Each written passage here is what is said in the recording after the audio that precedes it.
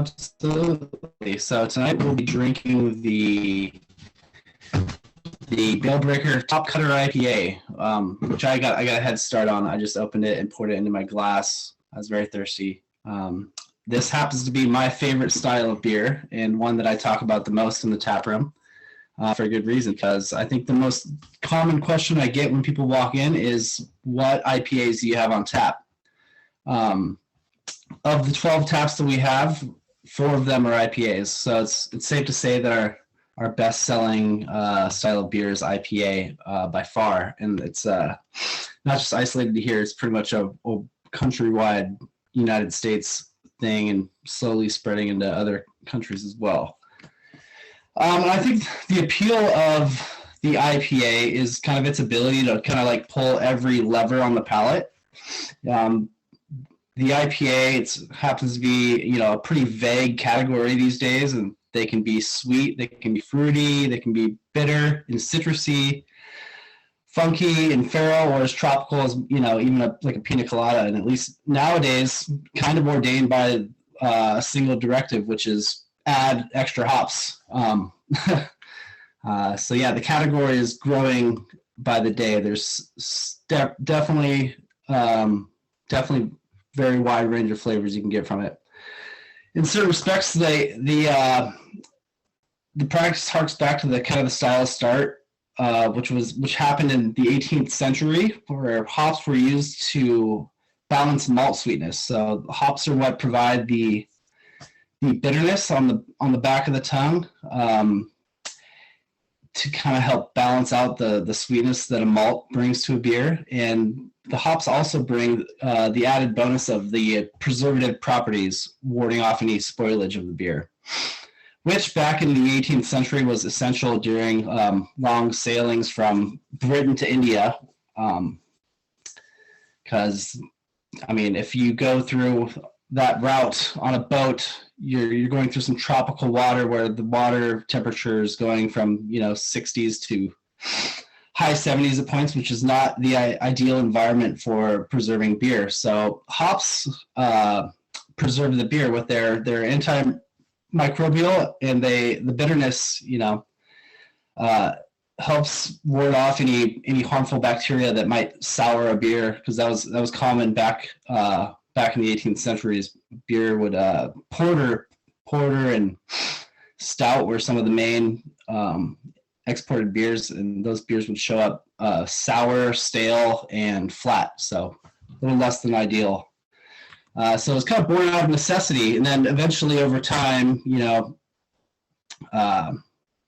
over a long time, not really until the late 1990s, when brewers started to realize that, not only do these hops provide bitterness and stabling of the beer, but they have a flavor of their own, which range from citrusy to piney, fruity, tropical. All these wonderful flavors, are really, really recent in the craft beer world.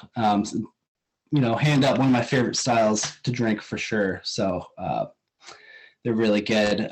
So this particular IPA is from Breaker Brewing. So, and this brewery is located in Yakima, Washington, which is in the heart of hop country. So Washington grows a good amount. I don't have the number, but the percentage, but they grow a lot of the hops for the world in Washington. So this brewery just happens to be in the middle of the hop fields over there. And actually, it's a family-owned brewery backed by 4 generations of hop farming experience. Started in 2013, and their family actually planted hops in the Yakima Valley in 1932 before Prohibition ended.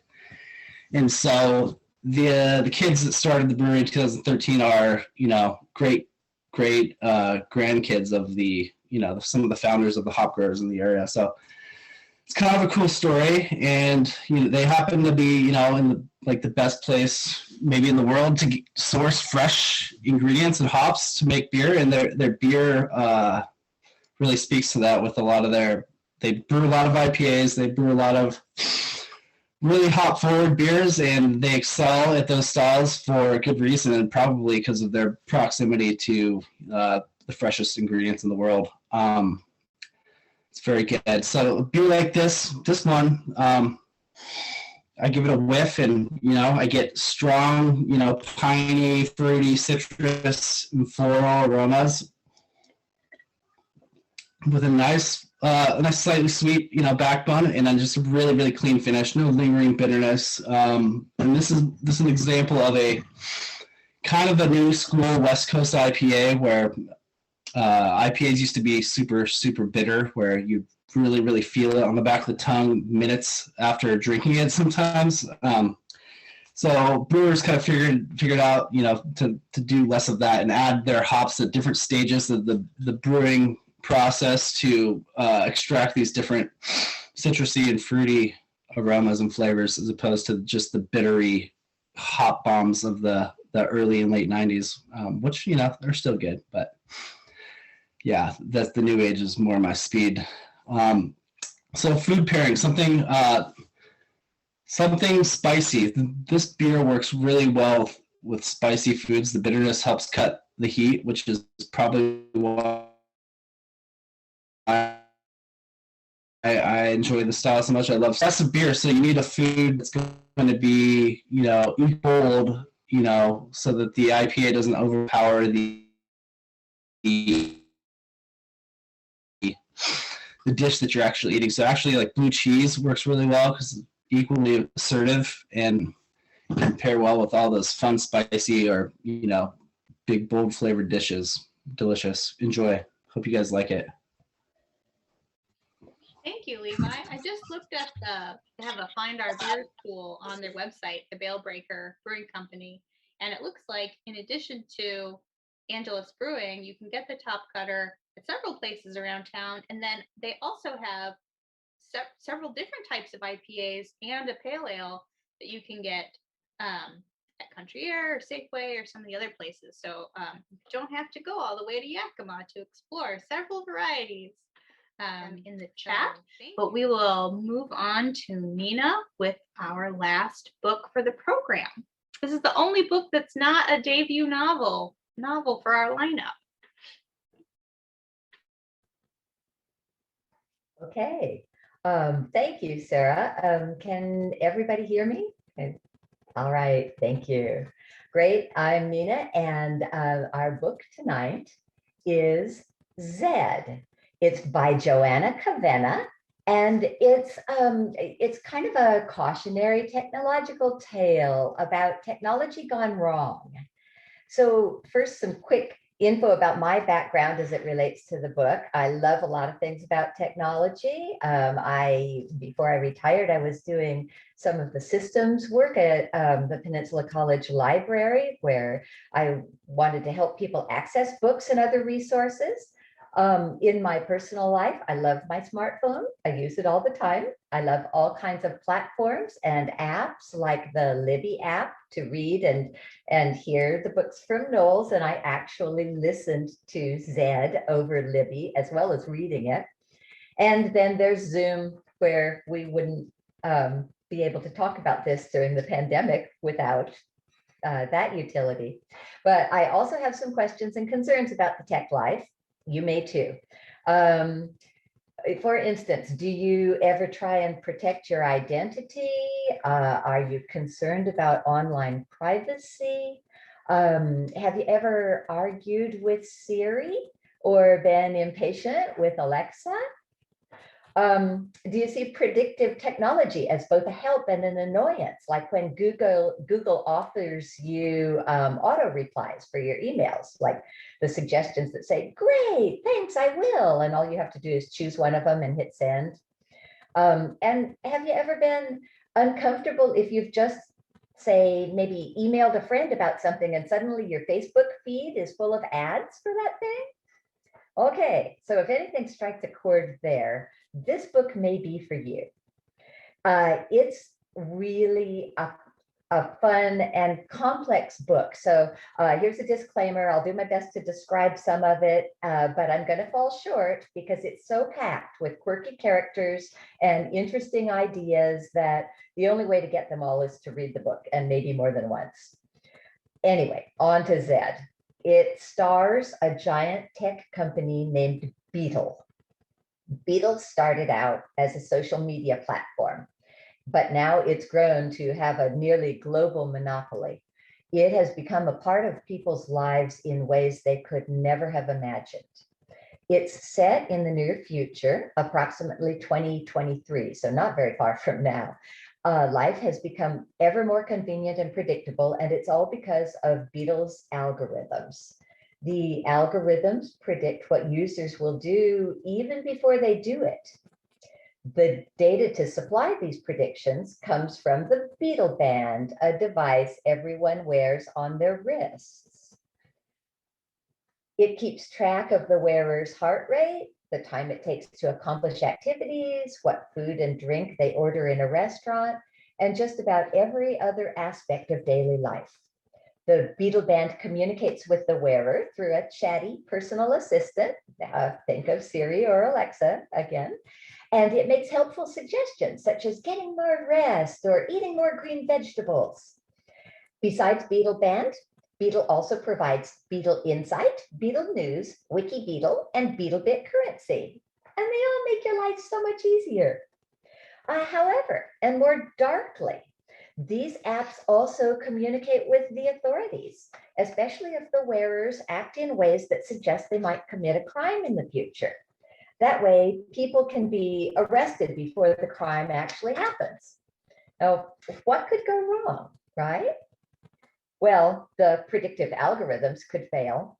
The book begins with a terrible murder committed by someone who did not give the slightest indication he was capable of such a thing.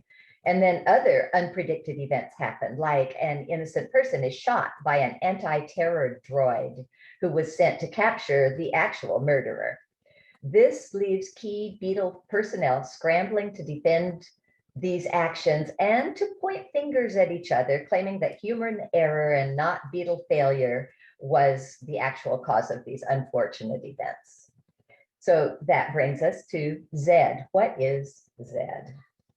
As Joanna Kavanagh defines it, Zed is the term that Beetle uses to categorize events that they have failed to predict.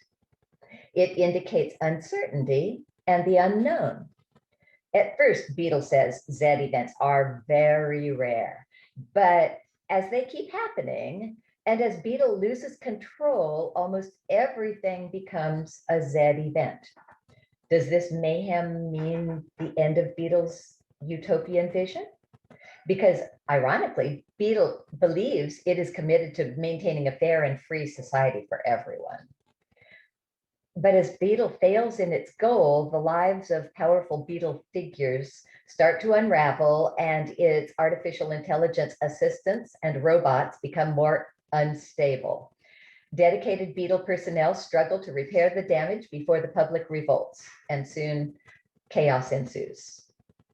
So some of the funniest characterizations in here, and my favorites, involve the very intelligent personal assistants, or VEEPs. They have personalities of their own, and they can act quite put out with the people they're assigned to assist. For instance, one human character says at one time, "Why have I been taken off the case?" And her VEEP answers, "How much time do you have?" The character responds with, "Stop being so bleeping smug." And the VEEP says with great dignity, "Okay, I'll try not to do it so much."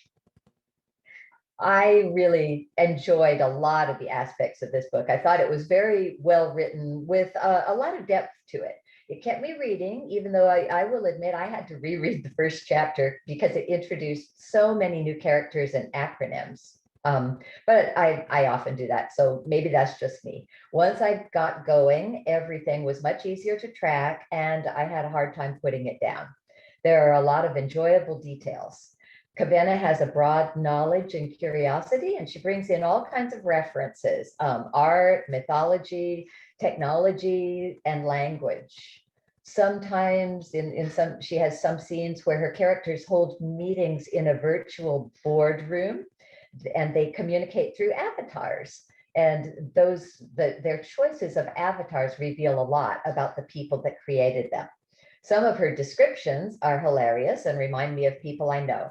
She writes equally well about comical refrigerators that give you verbal advice about, say, yogurt, and also about the potential sadness of monumental human screw-ups.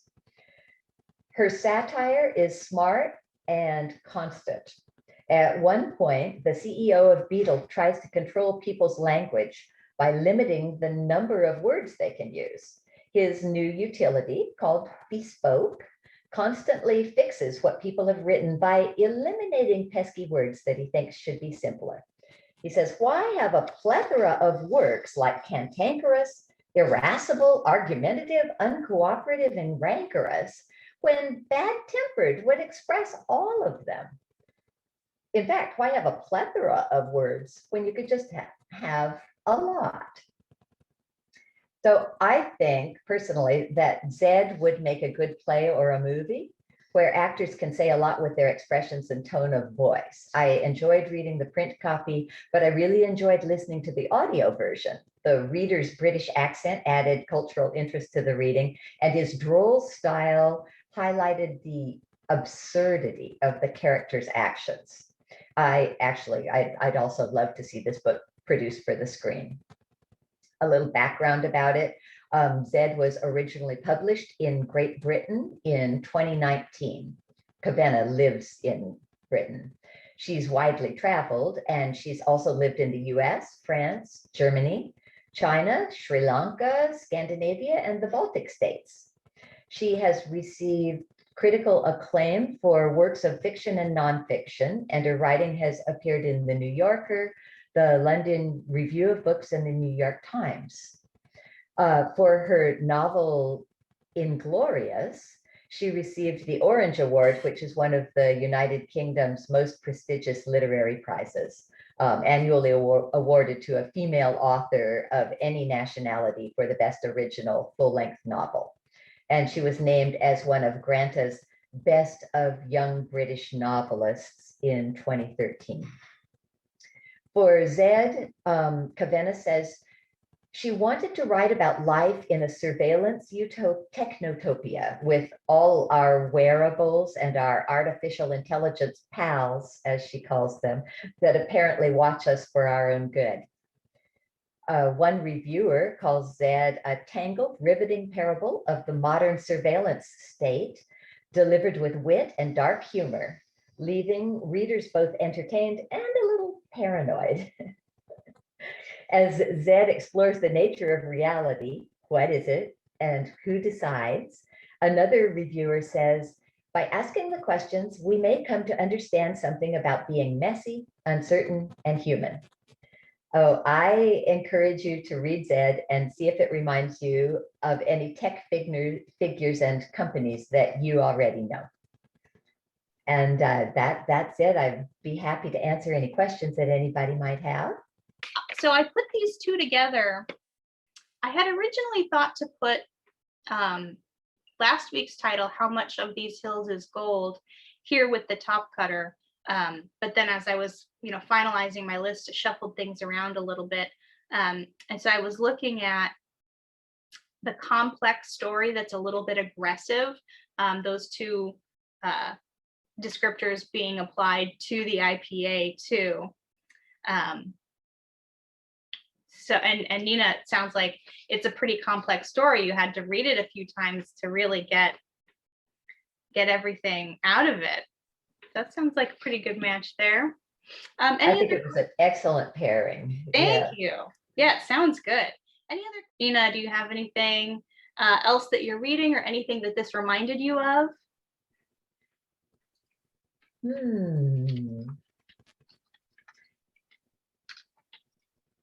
No, I am reading a lot of other things, but actually right now I'm listening to Madeleine L'Engle's Space and Time, one of her children's books. So while that's a little bit sci-fi, it really is very different from this. However, there are physics in both of those books, and I guess that I'm very impressed by Kavena's mastery of so many different topics and the way that she can weave them into one cohesive narrative. she's very skilled, and it was enjoyable to read, even though some of the murders were rather grisly. I'll say that, but it as satire and as farce, it works, and it sort of takes some of the sting out of various scenes. So it was still very enjoyable, I thought. The book that I recently read, Murder in Space, is called Dead Space, by, I think it's Carrie or Callie. I might have had a typo in the chat there. Callie Wallace, and that is set in a mining community in the asteroid belt that's out beyond Mars. So not super out there, but not on Earth. And then any sci-fi fans at all are going to be excited for May 4th, which is the release date for Andy Weir's new book, Project Hail Mary. I got a pre-release copy of that. All the stars, you guys, more than 5 stars. It is better than The Martian. I would recommend it to actually anybody, not just sci-fi fans, every sci-fi fan, but also anybody who likes science or a lot of detail in the writing. It's very good. I'm very excited for it to come out. Hey, Elizabeth, so I'm happy to answer that question. It's not an easy answer. It's not like I look at this list.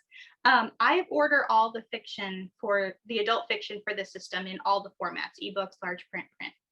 And as I'm ordering stuff, I just write down titles that I think look pretty cool, that I think are probably not going to get a lot of checkouts. And I just collect them. And then every time a program comes up, one of these, or I also use the list for a program that we did annually for a couple of years on book trivia called Read It or Weep. I just go through the list and I start looking, okay, this book is, that ended up being pretty popular. A lot of people have read it. This book got damaged. We don't have it anymore. And I start to winnow down my list. Oh, this book ended up with a bad review.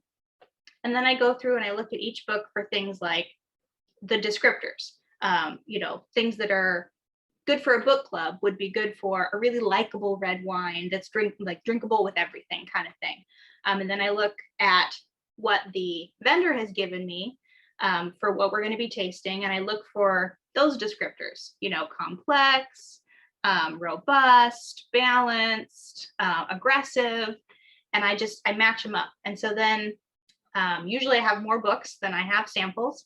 So then I try to winnow out a couple so that we have a more diverse array. It's hard when there's only 4 books, but I don't want it to be all women characters or all male authors. I want to have some international, maybe one translated, variety of diverse characters, different life experiences. So it's a really different lineup every time. It takes some time to make that list, but it's fun for me because I get to sample all these. I don't get to read them all, of course, but I read the first chapter, take little samples of each of these books, and get to experience them.